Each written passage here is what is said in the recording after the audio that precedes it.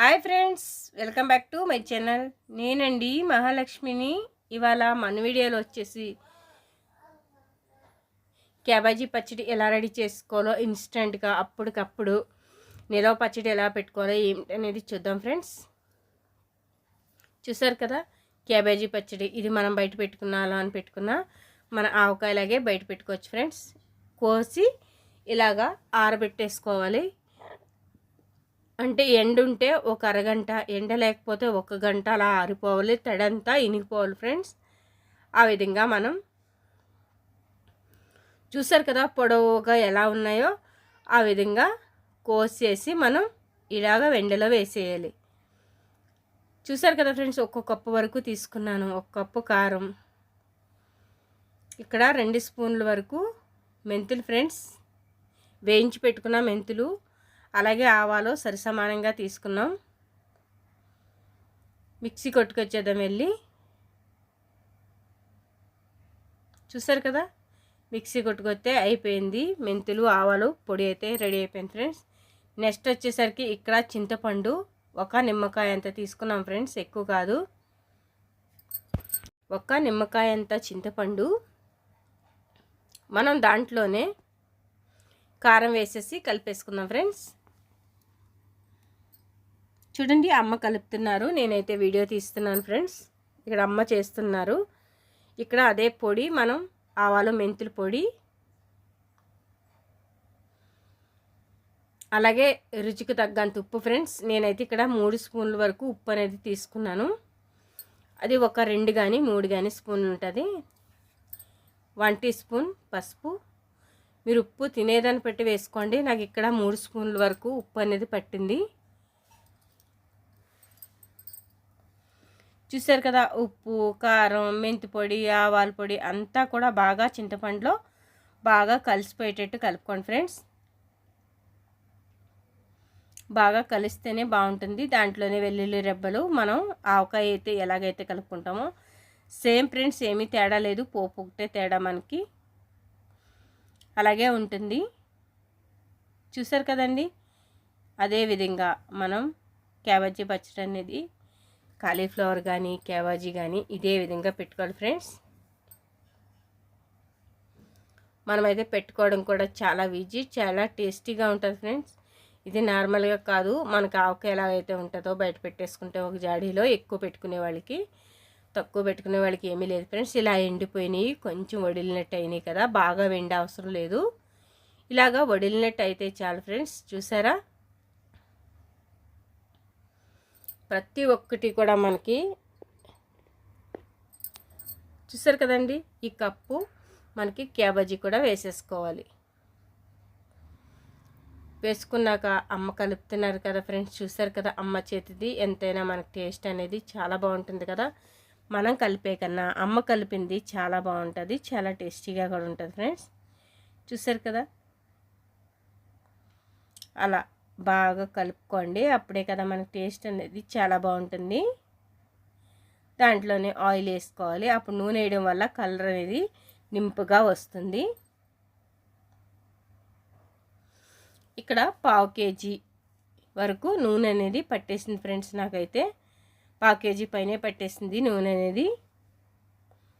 నేనైతే ఏడుశనగ నూనె వాడుతున్నాను ఫ్రెండ్స్, ఎప్పుడు ఇంట్లో ఉండేదే మనకి. చూసారా, క్యాబేజీ పచ్చడి అప్పటికప్పుడు ఎలా రెడీ చేసేసుకోవచ్చో. 1 గంట కావాలి ఫ్రెండ్స్, ఎందుకంటే వడల కొంచెం ఆరడానికైతే 1 గంట, అంతకు మించి అయితే ఏమీ అవసరం లేదు. కలిపేదంతా ఈజీగానే అయిపోతుంది ప్రాసెసింగ్. మనకి 1 స్పూను ఆవాలు, 1 స్పూన్ మెంతులు ఉంటే చాలు. చూసారు కదా, ఇలాగా కలిపేసుకుంటే కనుక మనకి కలర్ నింపుగా వచ్చేసింది. కలపక మనకి నింపుగా ఇలా వచ్చేస్తుంది. చూసారు కదండి, అంతా కూడా మనం ఎక్కడైనా చింతపండు కానీ ఉప్పు కానీ గడ్డలు ఉండేటట్టు కాకుండా బాగా నెమురుతూ కలుపుకోవాలి. అప్పుడే కదా మనకి బాగుంటుంది. మనకి పచ్చడి అయితే రెడీ అయిపోయింది ఫ్రెండ్స్. కావాలంటే ఇంకా కలుపుకోవడానికి ఏమీ లేదు, ఆల్రెడీ చిన్నగా ఉన్నాయి, కలిసిపోయింది. మీరు నిలవ పెట్టుకునేటట్టు ఉంటే ఇలా పాయలు వేసుకోండి, లేదంటే కనుక పోపులో వేసుకుంటే చాలు ఫ్రెండ్స్. మాకైతే ఎక్కువగా ఉండదు, సో మేమైతే కొంచెమే పెట్టాం కాబట్టి. కానీ ఇది ఆవకాయలాగే నిలవ ఉంటుంది ఫ్రెండ్స్, మీరేం టెన్షన్ తీసుకోవద్దు. చూసారా ఎంత బాగుందో. క్యాబేజీ ఊరగాయ అయితే సూపర్గా ఉంది ఫ్రెండ్స్. క్యాబేజీ పచ్చడి అని అనుకోవచ్చు, నిలవ పచ్చడి. చూసారా ఇక్కడైతే ఆయిల్ వేసేసి పోపు అనేది రెడీ చేసేస్తున్నాను. ఈ పోపు కోసం ఇక్కడ 1/2 టీ స్పూన్ ఆవాలు, 1/2 టీ స్పూన్ మెంతులు, 2-3 ఎండుమిర్చి, వాటితో పాటు ఇవి వేగేటట్టు చూసుకోండి ఫ్రెండ్స్. మనమేమి ఇది చేయవసరం లేదు, ఆ నూనెలోనే కాగిపోతాయి.